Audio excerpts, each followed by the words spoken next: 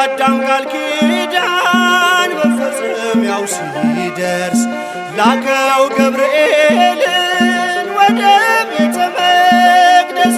በእግዚአብሔር ሕሊና ተስላይ ነበረች ከሰማይ የመጣ ቃሉን ተቀበለች። ዳግሚት ሰማይ አርያም ሆነች ይደረግ ብላ በትሕትና ተቀበለች።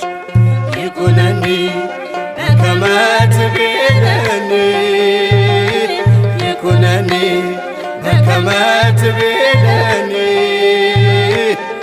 አለችኝ እናት በትሕትና